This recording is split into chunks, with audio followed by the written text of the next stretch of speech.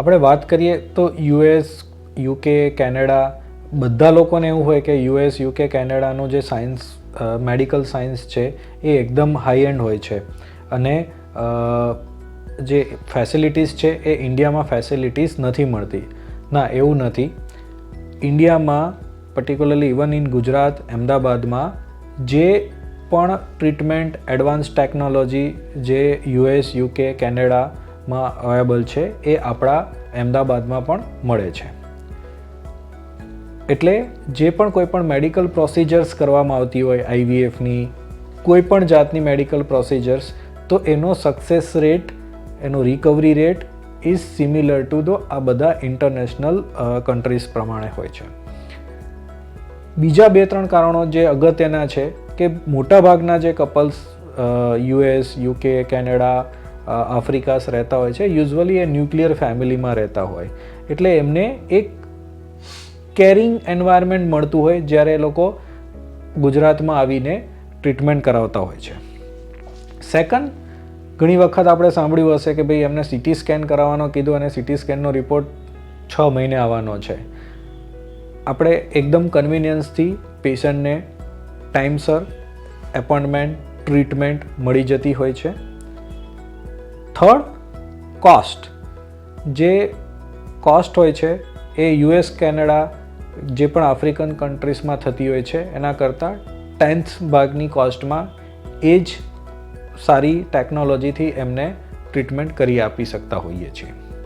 આ 3 વસ્તુઓ જે છે, મેઇન વસ્તુ ઘરની હૂંફ મળે, કે જેમ આપણે કહેતા હોઈએ છીએ કે ઘરે બધા કેરિંગ હોય તો ટ્રીટમેન્ટની રિકવરી પણ સારી આવે.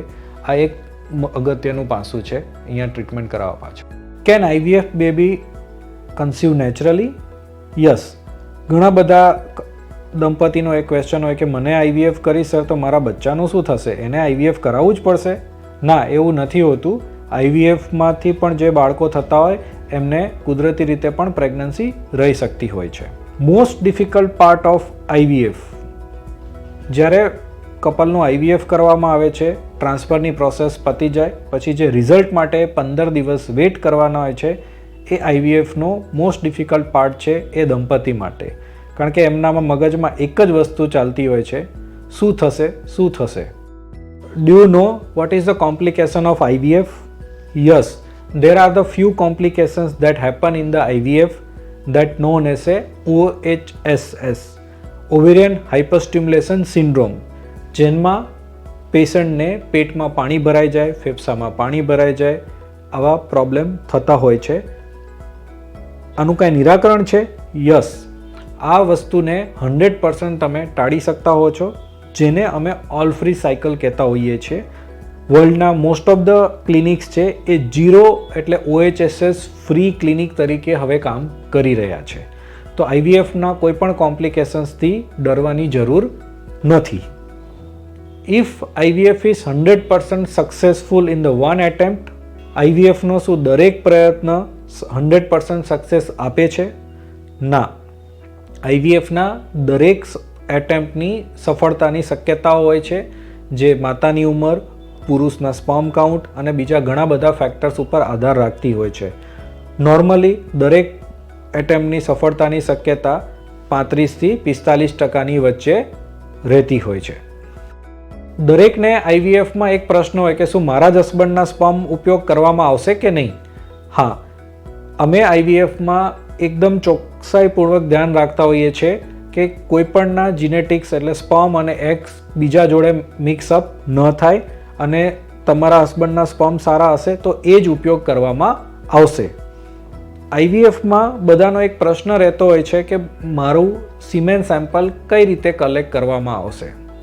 સિમેન સેમ્પલ કલેક્ટ કરવા માટે મસ્ટ્રુબેશનની ટેકનિકની મદદથી સિમેન સેમ્પલ કલેક્ટ કરવામાં આવતું હોય છે.